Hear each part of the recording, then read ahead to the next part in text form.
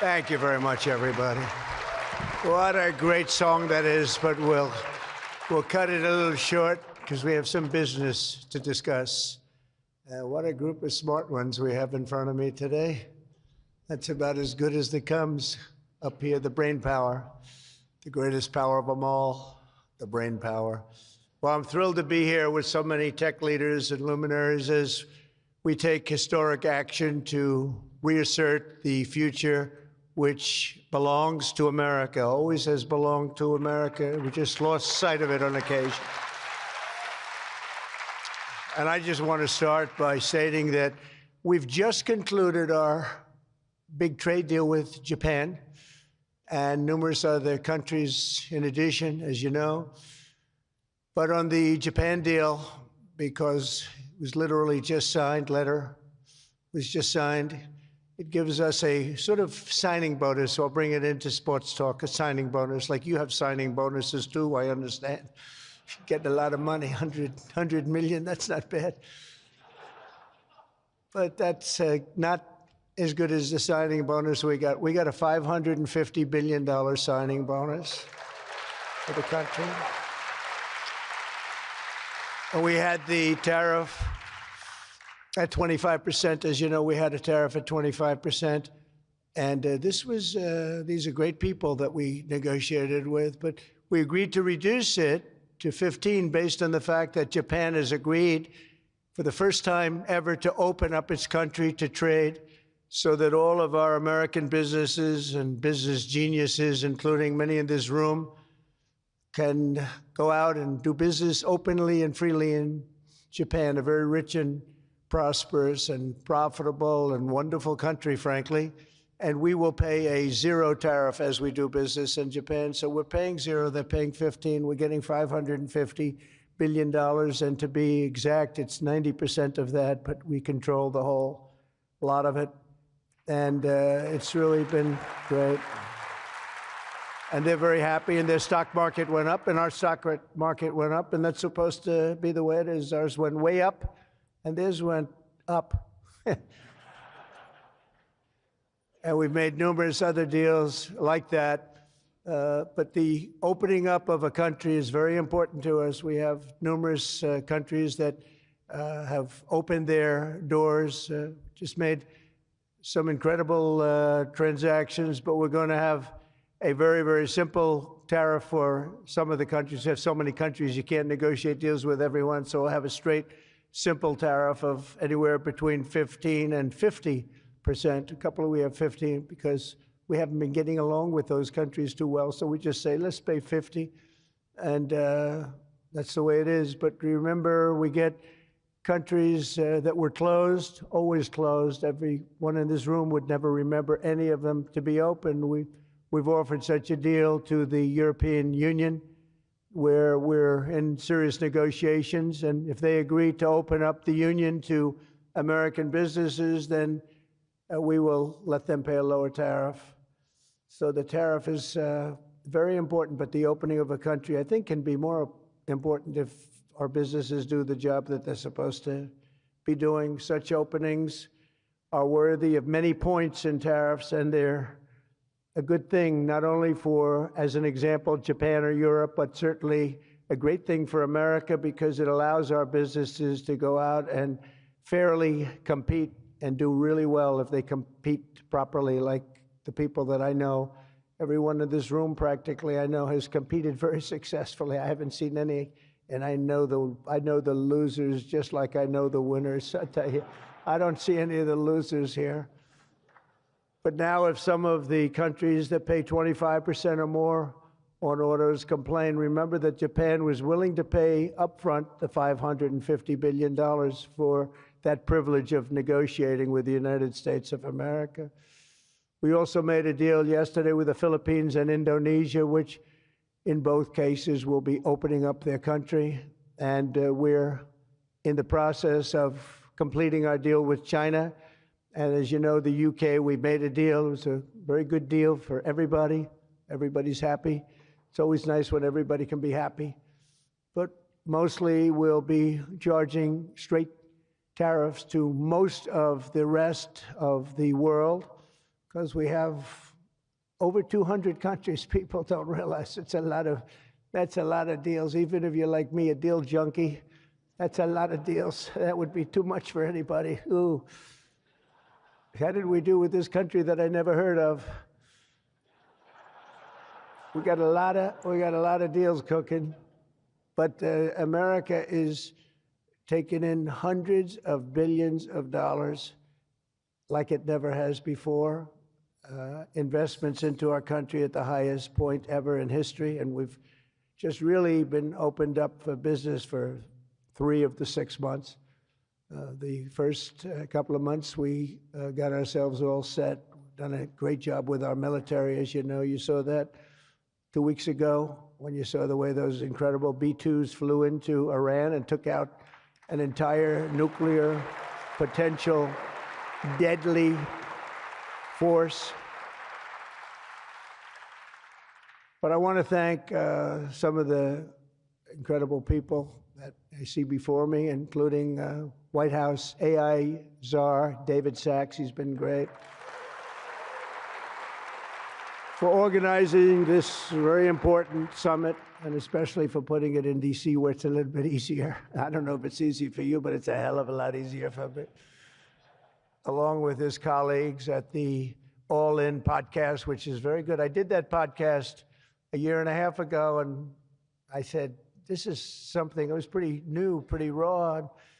Everybody I knew saw that podcast. I said, well, he's got something pretty good. Who is that guy? He's a smart guy, by the way. I think if I ever get in, which at the time people were saying I had a shot, not as good a shot as it turned out. We won in numbers that nobody believes. We won every swing state. We won by millions and millions of votes, winning the popular vote. We won with the districts, as they would call them, 2,750 to 505. And that's why the map is almost completely red, except for a couple of little blue areas on each side of it. But it was a great experience, frankly, for me, and hopefully it's a great experience and been a great experience for our country, because they're saying we had the greatest 6 months that a president has ever had, the opening 6 months. And I'm not even sure, maybe 6 months, I'm not sure it's the opening, but let's call it the opening 6 months. It sounds a little bit nicer. I want to also say hello and thank to Chamath and his wonderful wife, Nat. Thank you very much for being here. Thank you very much. It was great seeing you again. Great couple. David Friedberg and even, as we know, Jason Calacanis. I say even. Thank you, Jason. Thank you, Jason. I appreciate that. Yeah, he's a good person. Thanks as well to the Hill and Valley Forum and our future Undersecretary of State, Jacob Hellberg. Good work. Good. Stand up, Jason. Good. I met him a year and a half ago, and I was very impressed. I said, let's bring him in. We bring in a lot of smart people.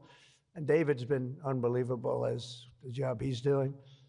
Along with Secretaries Doug Burgum, who's been incredible. Doug? Thank you. Thank you, Doug. Great job. He's producing low-cost energy. We're down to $64. I want to get it down a little bit further if we can. I don't know if the oil companies love that or not, but we want to have very inexpensive electricity so that you can power up the plants, because you need more electricity than any human beings ever in the history of the world. When I heard what you really need, I said, you got to be kidding. Double what we produce right now for everything, right? I don't know. You're going to... Jensen, you're going to have to explain that to me someday, why they need so damn much. Couldn't you do with a little bit less? My father always used to say, turn off the lights, son. But you guys are turning up the lights.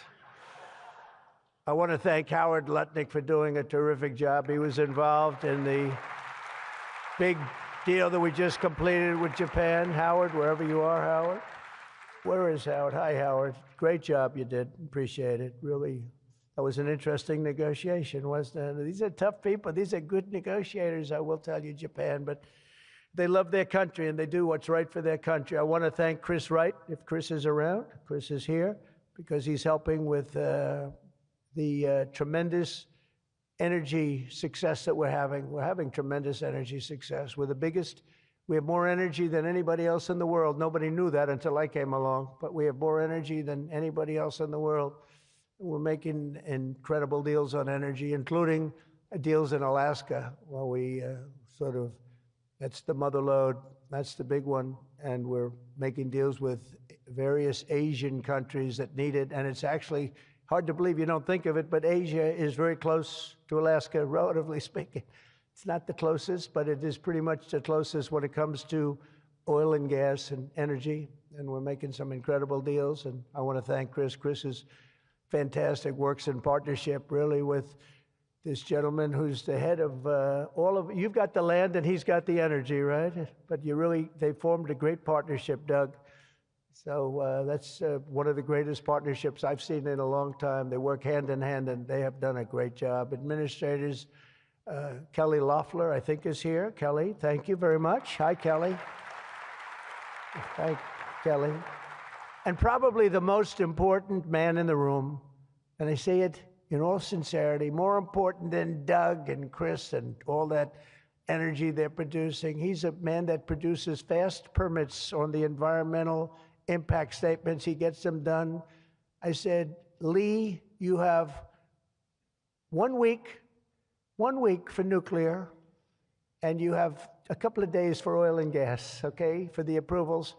And we kid, but he really is. He's knocking them out fast. He's knocked out a lot. A lot of you guys have started your plants already, and you've already had your approvals. So where's Lee Zeldin? Is he here? He is so great. This guy, he is so great. That's why he has a slightly better seat than I gave to Doug, you see?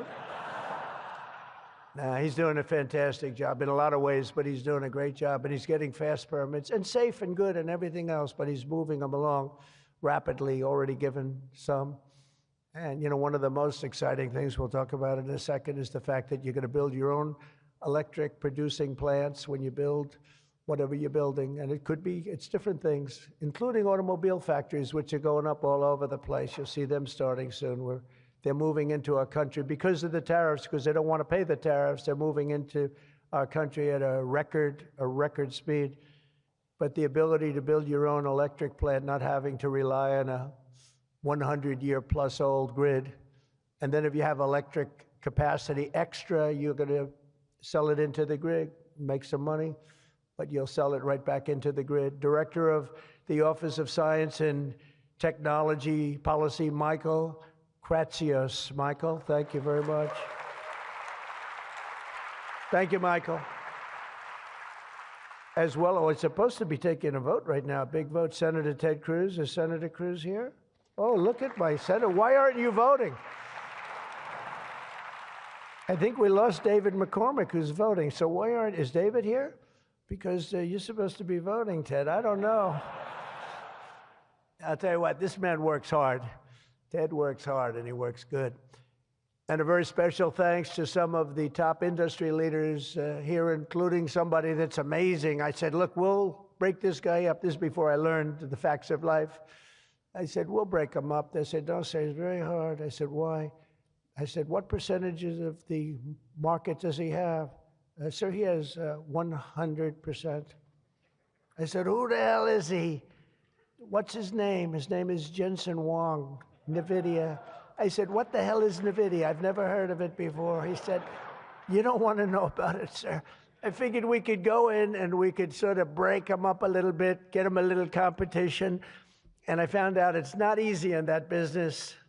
I said, supposing we put the greatest minds together and they work hand in hand for a couple of years. He said, no, it would take at least 10 years to catch him if he ran NVIDIA totally incompetently from now on. So I said, all right, let's go on to the next one. And then I got to know Jensen, and now I see why. Jensen, will you stand up? What a job. What a job you've done. Man. Great.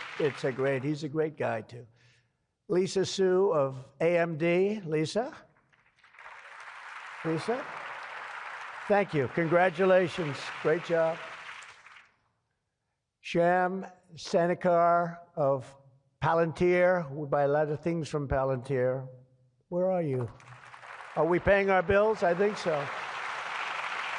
We just made a deal with the European Union where they're going to pay the United States of America 100% of the cost of all military equipment. They're going to ship it to the European Union, and then they'll distribute it, and much of it will go to Ukraine. It's been a long time since you've heard those words, because we're in for $350 billion. But now we send it to Europe, and Europe pays, and they were great. We had a tremendous NATO meeting a few weeks ago, and it was pretty amazing, actually, what happened. They agreed to go from 2% to 5%, and they had 2% where they didn't pay. They have 5% where they've already paid. That's a big difference. That's trillions of dollars, actually, trillions.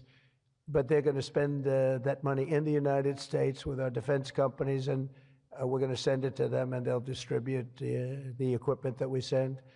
So that's the way it should have been 3 years ago, frankly. And Jeff Sprecher, the other half of that incredible family, is he here? Is he here?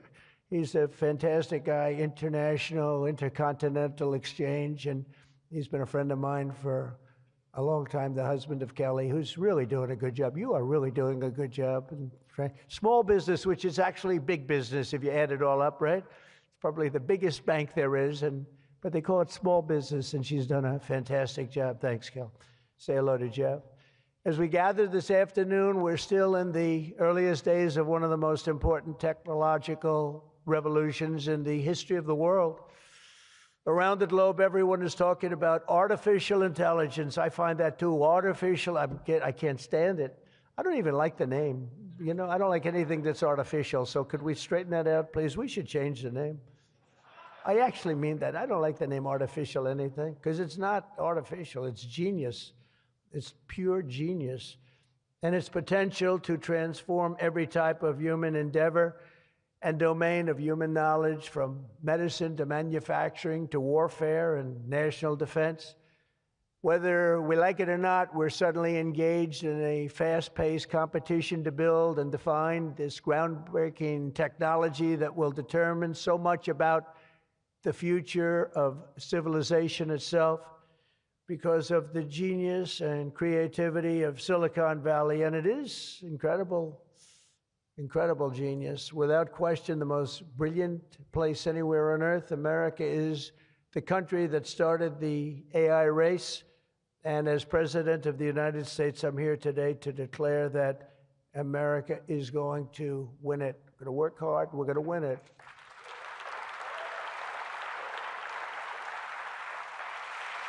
Because we will not allow any foreign nation to beat us. Our children will not live on a planet controlled by the algorithms of the adversaries advancing values and interests contrary to our own. We don't want to have contrary interests. We want to get along, and we'll get along with other countries. We're having a great relationship, as I told you, with those countries that we mentioned, with Japan and Indonesia and so many others. The European Union, we're getting along. We're getting along very well with China. A lot of respect for President Xi. We have a great relationship, and we'll see how it all works out. But we're getting along with countries it's really been pretty amazing, I will say that, and it's a good thing. It's a good thing, not a bad thing. So from this day forward, it'll be a policy of the United States to do whatever it takes to lead the world in artificial intelligence, such an important thing happening. This is really something that nobody expected. It just popped out of the air, and here we are. But we will defend our nation, our values, our future, and our freedom, and it will be really great. But what we really need to be successful is a very simple phrase called common sense, and that begins with a common sense application of artificial and intellectual property rules. It's so important. You can't be expected to have a successful AI program when every single article, book, or anything else that you've read or studied, you're supposed to pay for. Gee, I read a book, I'm supposed to pay somebody. And you know, we appreciate that, but you just can't do it because it's not doable. And if you're going to try and do that, you're not going to have a successful program. I think most of the people in the room know what I mean. When a person reads a book or an article, you've gained great knowledge. That does not mean that you're violating copyright laws or have to make deals with every content provider. And that's a big thing that you're working on right now, I know, but you just can't do it. China's not doing it, and if you're going to be beating China, and right now we're leading China very substantially in AI, very, very substantially, and nobody's seen the amount of work that's going to be bursting upon the scene, but you have to be able to play by the same set of rules. So when you have something, when you read something, and when it goes into this vast intelligence machine, we'll call it, you cannot expect to every single time say, oh, let's pay this one that much, let's pay this one. It just doesn't work that way. Of course, you can't copy or plagiarize an article, but if you read an article and learn from it, we have to allow AI to use that pool of knowledge without going through the complexity of contract negotiations, of which there would be thousands for every time we use AI. We also have to have a single federal standard, not 50 different states regulating this industry of the future. And some people would say, gee, that's an unpopular thing to say. I was told before I got up here, this is an unpopular thing because some people, they don't want that. But I want you to be successful. And you can't have one state holding you up. You can't have 3 or 4 states holding you up. You can't have a state with standards that are so high that it's going to hold you up. You have to have a federal rule and regulation. Hopefully you'll have the right guy in this position that's going to supplant the states. If you are operating under 50 different sets of state laws, the most restrictive state of all will be the one that rules. So you could have a state run by a crazy governor, a governor that hates you, a governor that's not smart, or maybe a governor that's very smart, but decides that he doesn't like the industry and he can put you out of business because you're going to have to go to that lowest common denominator. We need one common sense federal standard that supersedes all states, supersedes everybody, so you don't end up in litigation with 43 states at one time. You got to go litigation free. It's the only way. And we also have to watch Europe, Asia, and all foreign countries so that they don't make rules and regulations that likewise make it impossible for you to do business, and where you'd have to make everything in AI cater to them, because again, you'd have to cater to the toughest country or to the toughest state. You can't do that because it would ruin it. I just terminated all of the, as an example, California car emissions rules, which were a disaster. It cost them just billions of dollars as an industry, but thousands of dollars per car. The emission rule standard, because they were making the production of an automobile almost impossible and at a tremendously higher cost, much more expensive than it should cost, for very little gain, for actually, in my opinion, negative gain. The automobile was worse. Under this administration, our innovation will be unmatched and our capabilities will be unrivaled. And with the help of many of the people in this room, America's ultimate triumph will be absolutely unstoppable. We will be unstoppable as a nation. Again, we're way ahead and we want to stay that way. We can't let individual smaller units stop it, because that's the only thing that can stop it and can really mess it up. As with any such breakthrough, this technology brings the potential for bad as well as for good, for peril as well as for progress. But the daunting power of AI is it's not going to be a reason for retreat from this new frontier. On the contrary, it is the more reason we must ensure it is pioneered first and best. We have to have the best, the first pioneer. We are the best and the first pioneers, and we're going to be really putting a nation that we love, America, we're going to be putting it first. I have an expression, America first, make America great again. A lot of great expressions, but they're all so true. We're going to make America great again. We're going to make this industry absolutely the top, because right now it's a beautiful baby that's born. We have to grow that baby and let that baby thrive. We can't stop it. We can't stop it with politics. We can't stop it with foolish rules and even stupid rules. At the same time, we want to have rules, but they have to be smart. They have to be brilliant. They have to be more brilliant than even the technology itself. Surely there will be challenges on the path ahead, but together we will meet them and transcend them all. We are Americans, and we are Americans first. I have a couple of people I know that don't happen to be from here, but I wish you a lot of luck anyway. I was looking at 3 people that are not Americans, but they're very good people. Please treat them nicely. But we do not shrink from the future or cower in the face of uncertainty. We dominate the future. We conquer new frontiers, and we control our own fate, and we determine by doing that our own destiny. Winning this competition will be a test of our capacities unlike anything since the dawn of the space age. I believe that. It's hard to believe as the president, the amount of enthusiasm for this one industry. I mean, I can talk about cars where we're doing incredibly well. We have car companies moving in all the time, but I talk about other industries. Everybody's saying this is going to dominate the world. It's going to dominate every industry that ever conceived. I don't know if that's true. I don't know if it's true, but I can tell you that a lot of very brilliant people think it is true. It'll dominate everything. It will challenge us to marshal all of our strength and flex the muscles of American ingenuity and resolve like probably never before. It will require us to blast through obsolete systems, cut through thickets of regulation. We've got to get rid of some of the regulation, but we want good regulation and rebuild the industrial bedrock of our country.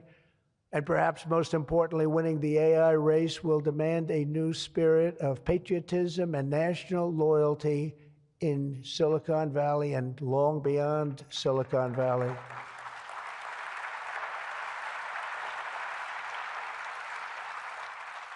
For too long, much of our tech industry pursued a radical globalism that left millions of Americans feeling distrustful and betrayed. And you know that. Everybody knows that. Everybody in this room certainly does.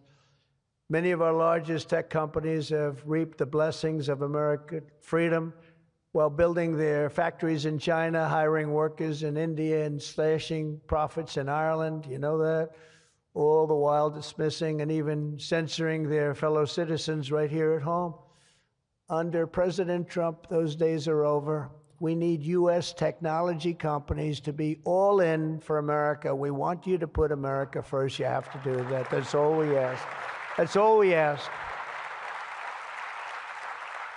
To partner with our tech geniuses in achieving this vision, today we're releasing the White House AI Action Plan.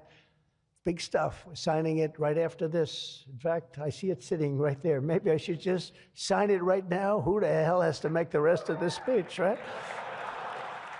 But here are the pillars of the strategy. First, my administration will use every tool at our disposal to ensure that the United States can build and maintain the largest, most powerful, and most advanced AI infrastructure anywhere on the planet.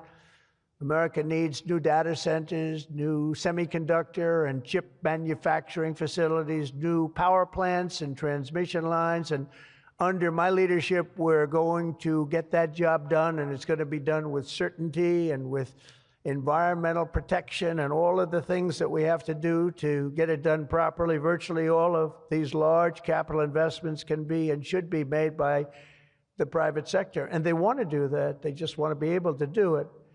But for that reason, America must once again be a country where innovators are rewarded with a green light, not strangled with red tape so they can't move, so they can't breathe, and that's not going to happen. You're going to see things that you've never seen in this country before. So often, and I've been watching for many years, I've watched regulation. I've been a victim of regulation. A zone change that takes 6 years for a building in Manhattan or whatever, but I was good at zone changes, but it took a long time. By the time you got the zoning, the market changed. You didn't want to build the building. You say, well, but in some cases that made you lucky, didn't it? Huh? In some cases, not too many people understand that in this room, but in some cases, waiting for that approval as the market collapsed was a good thing, not a bad thing. But it's time to reclaim our heritage as a nation of builders, and that's why, upon taking office, I signed a historic executive order directing that every one, and this is so important. For every new regulation, 10 old regulations must be immediately eliminated. So we have old regulations that clog up the books that don't even mean anything anymore. You know, in my first term, I had more regulation cuts than any president in history times 4, and that included 2-term presidents, where you're talking about 8 years. We had more than any other president, and I think we may even top it this year. We may very well be able to top it during this period of time, because you're really, you are a regulation-prone group, and we're looking to get those regulations out of your way so you can use your genius. Earlier this month, we also enacted the largest tax cuts in American history when I signed the One Big Beautiful Bill into law. And I think the most important thing in the whole tax cut, in terms of pure economics, and I think one of the reasons that my first, you know, we had the most successful economy in history during my first term, and I think this is going to blow it away. So far it is, and I think this is going to blow it away. But the reason we had was I had expensing at 100%. And what we did is we included 100% in this bill, expensing for all capital expenditures, including investments in factories and equipment and structure. Structure wasn't included last time, so even structure, and you're able to write it all off immediately. That's the biggest thing. Not 38 years, not 42 years. You're able to write it all off immediately. And this time, we've made it for 10 years, not for 1 year. We've made it for 10 years, so you have a much longer period, but I'd say get out and take advantage of it. I think that's one of the reasons that we had such an incredible success with the first tax cuts. And one of the things that this bill does is it extends the first tax cuts and makes them permanent. And in addition to that, we were granted other taxes, like no tax on tips, no tax on Social Security, no tax on overtime. A lot of great things. One of the things that I mentioned, not so pertinent here, but if you're in the automobile business, it's pertinent. I said, why is it that people like us always are looking for expenses and deductions, and people that buy automobiles that really have to go out and borrow money to buy a car, why aren't they allowed to deduct the interest on their loan to buy a car from their income tax? And we got it approved. We got it approved. And that is such a big thing. And I think that's going to be such a big thing for the automobile industry. We're going to be making more cars. Within a few years, we're going to be making more cars than we made in the very beginning, in the super prime. You know, we lost almost 50% of our automobile business to Mexico, Canada, and various other places, as you know, in Europe and in Asia. And now we're getting it back. We're getting it back in record numbers. And I think we're going to be topping any amount. In a few years, we'll be making more automobiles than we've ever made in the history of our country, including what I call prime time. My administration is also pursuing a future of all-out American energy dominance. And on day one, I terminated the Green New Scam. You know what that was? You were all victims to it. Perhaps the second or third greatest scam in the history of our country. I would say the first was Russia, Russia, Russia. And we had a couple of others too. But the Green New Scam was one of the greatest. It's so ridiculous what they've made you do. The carbon footprint. They talked about the carbon footprint, and then Obama hops onto a 747 Air Force One and flies to Hawaii to play a round of golf and comes back. What about the carbon footprint? No, we didn't like that. And what Biden has done is absolutely terrible. He made it impossible, almost impossible for people to do business, not even talking about the border, where millions and millions of people flowed into our country, many from prisons, from jails, from gangs, from mental institutions all over the world. No, we're not doing that. We have to get them out. We've got 11,888 murderers, many of them committed more than one murder. Many of them, more than 50%, committed more murders. We're getting them out of our country, or in some cases, they're so bad, we're not getting them out. We're having to lock them up because we don't want them ever to come back, no matter how good we're doing. You know, last month, you probably read, we had 0 people enter our country illegally, And over the last number of years, you'd have hundreds of thousands, literally hundreds of thousands of people a week pour into our country, totally unvetted and unchecked. And what the hell were they thinking? What they've done to our country is so sad, and we can never forget it. But we're unleashing all forms of energy, including natural gas, oil, and clean, beautiful coal. I instructed my people, in the form of Chris and Doug in particular, you are not allowed to say the word coal without saying clean, beautiful in front of it. You can only say clean, beautiful coal. It's a little embarrassing because we had somebody making a speech the other day, right? And he mentioned the word coal about 30 times because that was the subject. And he kept going clean, beautiful. I wanted to say, okay, just take it easy. You could just, got a little bit crazy, right, Doug? But it's, you know, China's using it. They're building now 57 big power plants, all fueled by coal. And we have to compete, we have to win, and we're going to have clean, beautiful coal, but we have more coal than any. We have more anything in terms of energy than anybody, oil and gas. We also have more coal. In May, I also signed an executive order to rapidly begin construction of safe, reliable nuclear reactors. That's a big thing now. And many of you are going to be using nuclear. You know, I had problems with nuclear. I saw some of the things, but what they've done with nuclear is like what you've done with AI and other things. It's incredible, actually. It's long-term, it's inexpensive, it's safe. What they've done is really amazing. So we opened up the industry, very strict rules, but we opened up the industry, and some of you are going to choose nuclear over oil and gas or whatever it might be.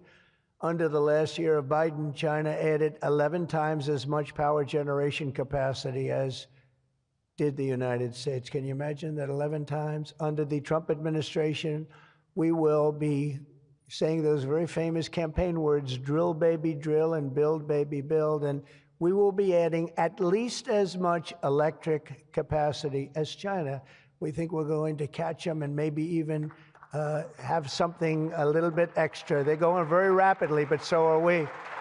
And we'll be doing at least as much, and every company will be given the right to build their own power plant. So when you build, you can build your power plant with it, and you are essentially going to become your own utility. It's a utility to yourselves. And as I said, any excess energy you're going to sell back to the grid and make plenty of money doing it. As a result of these pro-American policies since my election, we're seeing trillions and trillions of dollars in new investments. So at this moment, we have almost $17 trillion coming into this country. There's never been a period of time like that. And that's in a period of a few months. In a few months, Meta, Amazon, Google, Microsoft are all investing $320 billion or more in data centers and AI infrastructure this year. Those companies are really, they're really going at it, and they're very smart people, very good people. I got to know a lot of them. You know, I didn't like them so much the first term when I was running. I wouldn't say I was thrilled with them, but I've gotten to know them and like them, and I think they got to like me, but I think they got to like my policies maybe much more than me. NVIDIA has committed $500 billion over the next 4 years. Thank you, Jensen. I'm sure that'll be a good investment. If you're doing it, it's good. Thank you very much. It's a great statement.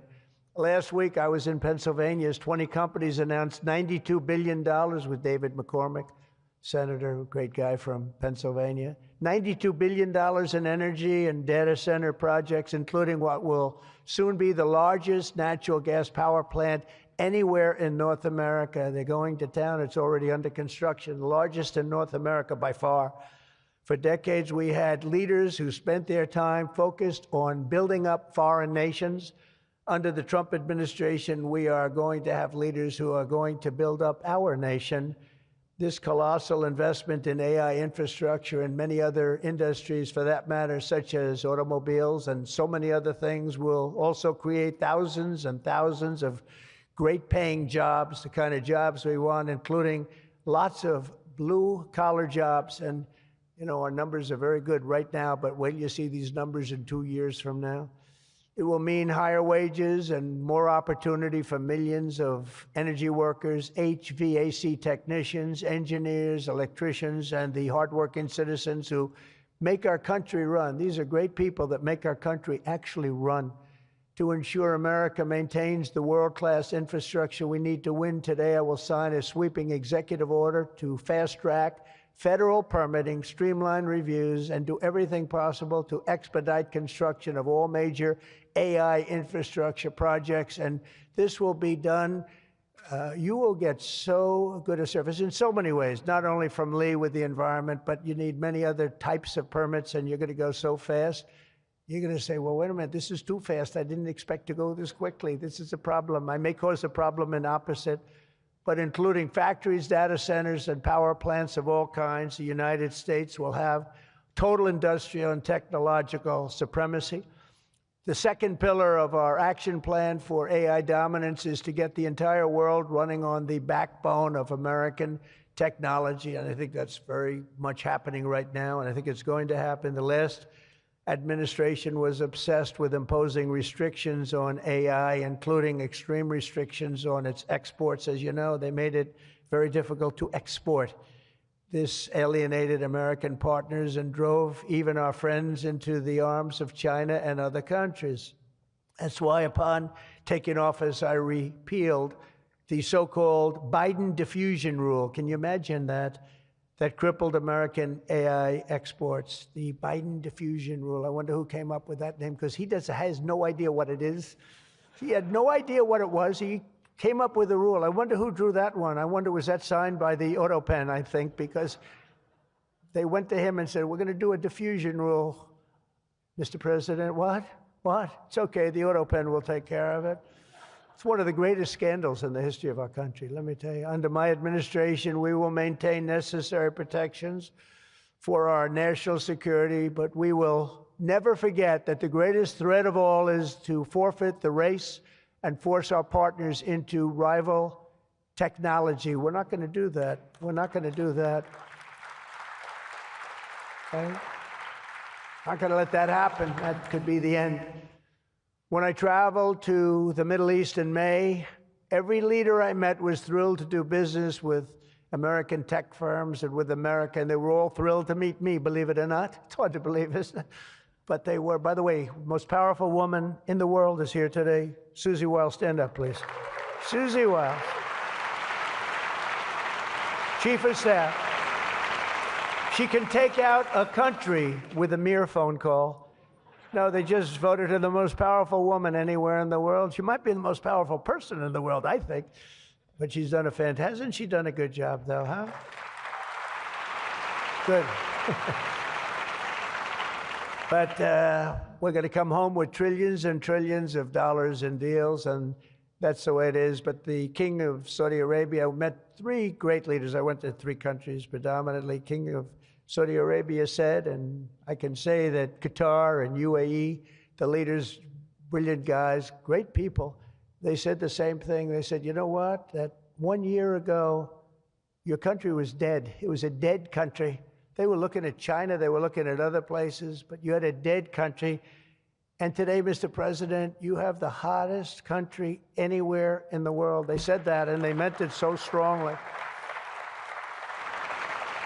And when I went to NATO 2 weeks ago, where we made the deal where they pay 5% instead of 2%, they said the same exact thing. They said, boy, I tell you what a difference it is. It's a year ago, you people were dead. We didn't think you were going to make it as a country. Today, you're the hottest country in the world. They all said it. All those leaders said it, 30 of them. So today, I'm signing another major executive order that will turn America into an AI export powerhouse. Under this order, Secretary Lutnick and Secretary Marco Rubio's doing a great job as Secretary of State, will work to rapidly expand American AI exports of all kinds, from chips to software to data storage of all kinds. And that's very important. That's going to give you the freedom to do what you want to do. And third, once and for all, we are getting rid of woke. Is that okay? Because I know you had to hire all woke people. I heard you had to hire all woke people under some of these things. How about the chips, where they give you the chip nonsense, where they give you billions of dollars if you only build a chip company? These people have plenty of money. They don't need the money. They need the permits. They need the rights to do it. They don't want to pay tariffs, so they come and they build here. That's why they're coming here. They like, number one, they like me, but they like not having to pay tariffs even more. And they're coming. But Biden gave billions of dollars to companies that have nothing but cash. And they don't say where to build. It's just give them money. But here's the problem. They have to hire lots of woke people. And they say woke isn't for this particular industry. We've noticed that. They're not for a lot of industries, if you want to know the truth. So the guidelines were impossible. They're going to give you money, but you got to hire this and this and this and that. And I don't want to get into it too much because I don't want any controversy today. But you have to hire a lot of people that were not into this particular world that you're in. And so therefore, all the money they gave didn't mean a damn thing. One of Biden's worst executive orders established toxic diversity, equity, and inclusion ideology as a guiding principle of American AI development. So you immediately knew that was the end of your development. But the American people do not want woke Marxist lunacy in the AI models, and neither do other countries. They don't want it. They don't want anything to do with it. That's why on day one, I very proudly terminated Joe Biden's order on woke AI effective immediately. You don't have any of those crazy rules. Crazy rules. And in just a moment, I will be signing an order banning the federal government from procuring AI technology that has been infused with partisan bias or ideological agendas such as critical race theory, which is ridiculous. And from now on, the U.S. government will deal only with AI that pursues truth, fairness, and strict impartiality. We're not going to go through the craziness that we've gone through for the last 4 years. And then we skip 4, and then you go back, and it started then. But it hung around a little while. Now it's not hanging around at all. Now it's actually very uncool, as somebody told me the other day. It's so uncool to be woke. I encourage all American companies to join us in rejecting poisonous Marxism in our technology. It'll be very interesting to see what's happening in New York, because they're actually thinking about electing a communist in New York. They like to call him a socialist. He's not a socialist. He's a communist. But don't worry, you're going to be okay. He still has to get his money from the White House, and that's not going to happen until he shapes up. But as an example, we are not going to allow men to play in women's sports. That's an example. That's one. And they say that's an 80-20 number. They say 80% would be against it. No, it's not 80-20. It's about 97-3. And I don't know who the 3 are. I've never seen anybody. I've never had a person. I've seen everybody. I'm a very open person. They come up to me and they talk to me. I've never had anybody come up, sir, you have to let men play in women's sports. I've never had it. I deal with hundreds and thousands of people. Every time I talk to somebody, they talk about AI, they talk about everything, but they've never said, you gotta allow, this is ridiculous. Men should be allowed to play in women's sports. It's sort of crazy, isn't it, huh? You have to see, did you see the race? It was a race, a long distance marathon, one of those all day deals. And we had one of the great female runners and we had one of the great male runners. And at the end of the day, he won the race by 5 hours and 14 seconds. They waited around for the really good athlete female. It's very demeaning to women, I want to tell you that. But they waited, her parents were waiting for hours. Somebody said, why don't you go back to the hotel and sleep for a few hours and come back and meet your daughter? This is what they do. You got to see the weightlifting records, though. They're the best of all. A woman lifted 212 pounds. It was a world record. It held for 18 years. And now a man who transitioned came up and looked at the bar. How much is it? 212 pounds. Oh, let me try it. Bing, bong. I think he broke the record by 109 pounds. It's going to be a long time. It's going to be a long time before a woman catches that. And these are great athletes and great people, and it's demeaning. And who the hell wants this? We're off of that whole standard, because I just tell you those as examples. We're off of it. The reason the last administration was so eager to regulate and restrict AI was so they could limit this technology to just a few large companies, allowing them to centralize it, censor it, control it, weaponize it. And they would weaponize it. A very dishonest group of people. You probably saw that because we caught them in the act. We really caught them. We had it before, but now we really have them.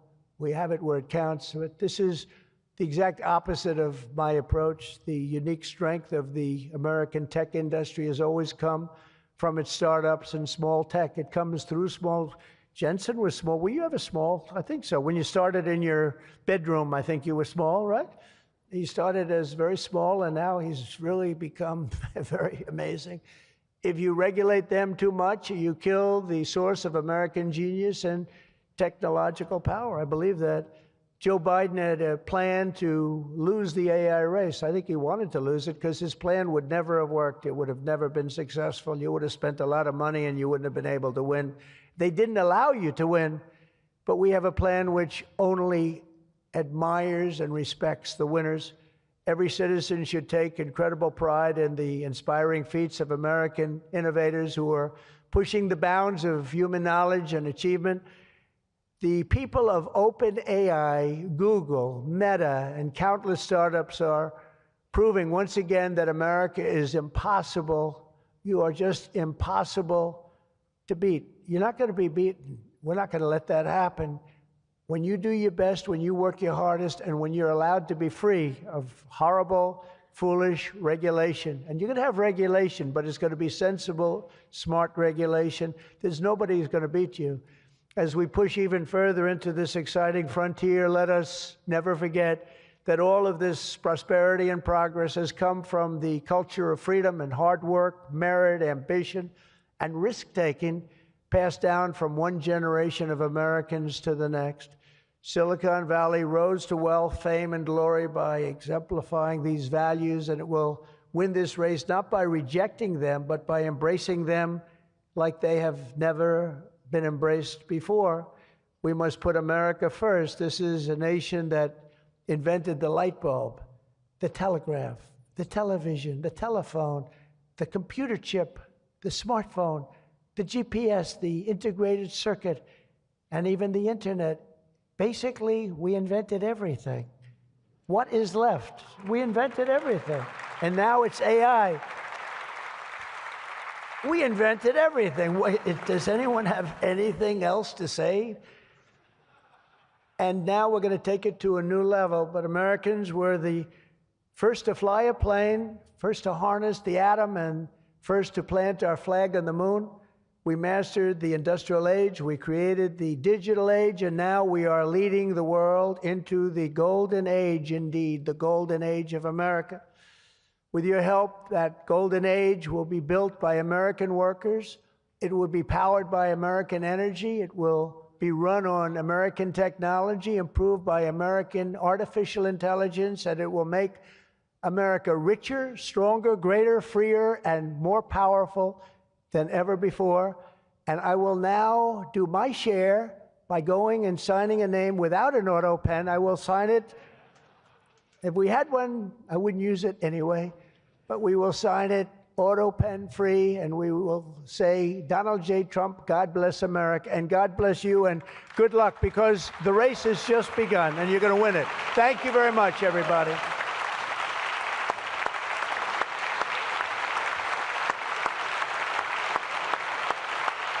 Thank you.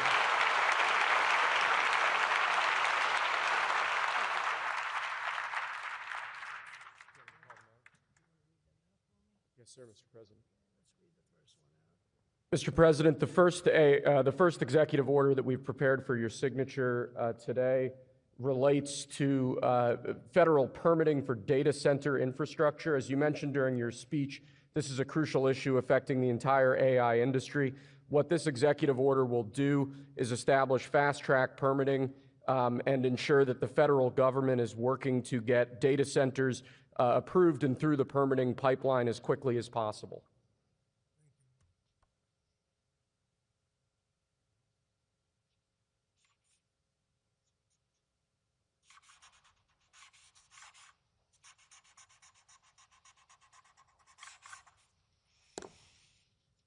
Okay.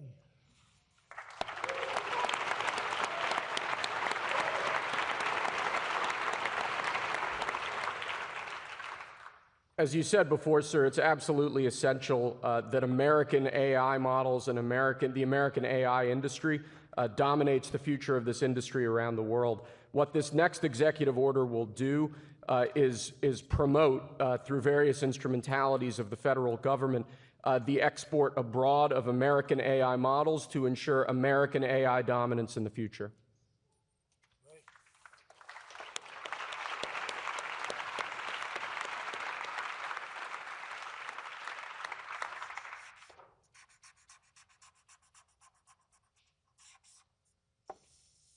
Okay.